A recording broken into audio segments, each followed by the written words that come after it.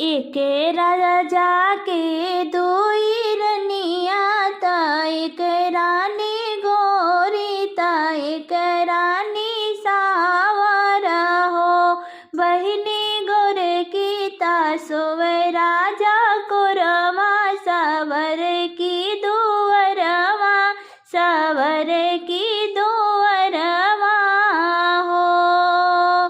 एक राजा के दुई रनिया ता, एक रानी गोरी ता, एक रानी सावर हो। बहिनी गोर की ता सोवे राजा कोरवा, सावर की दुवरवा, सावर की दुवरवा हो। आधी रात घोड़वा तोराए त, राजा उठी बानई त, राजा उठी बानाए हो। बहिनी राजा के पड़ी पर छैया त, सवारी गर्भ से त, सवारी गर्भ से हो।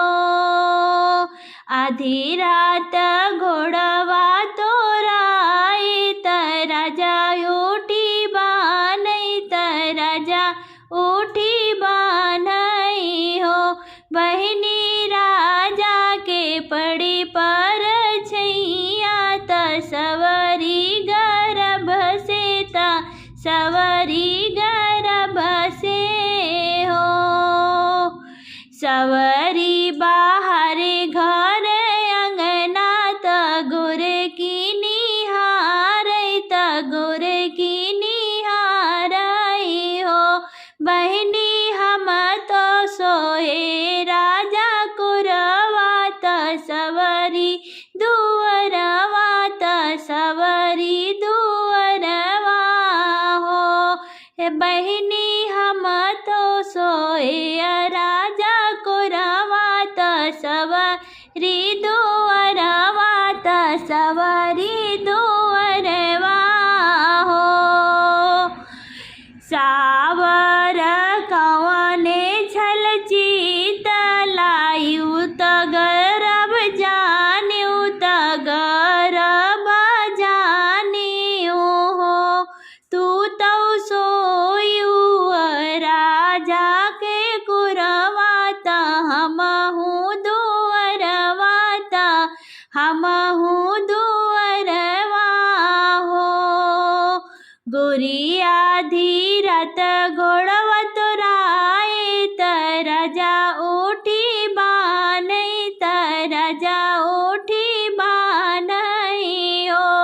गोरी राजा की पड़ी पर छैया त, हमहू गर्भ से त, हमहू गर्भ से हो।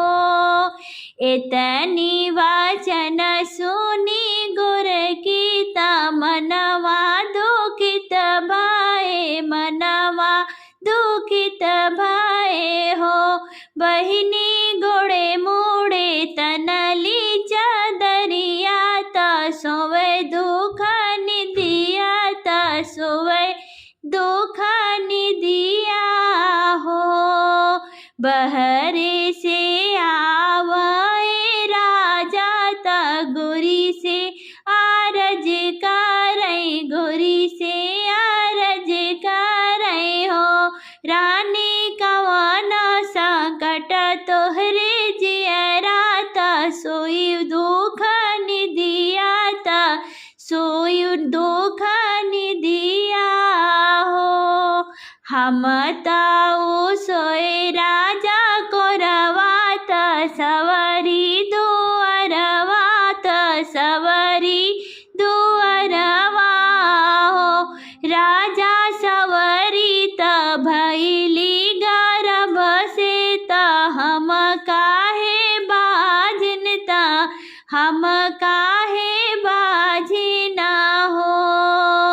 चुप रहा हे रानी, चुप रहा, मन जिन दुखित करा, मन जिन दुखित करा हो।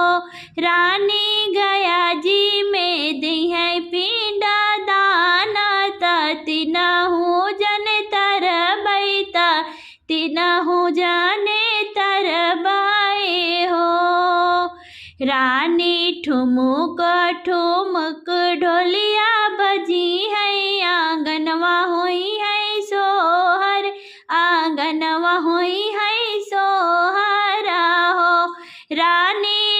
लालन मोरा खेली है आंगनवा तीनहु जाने दिखबै तीनहु जाने दिखबै हो।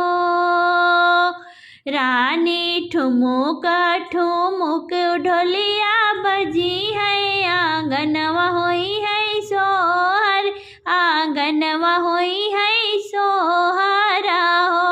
रानी लालन मोरा खेली है आंगनवा तीनहु जाने दिखबै तीनहु जाने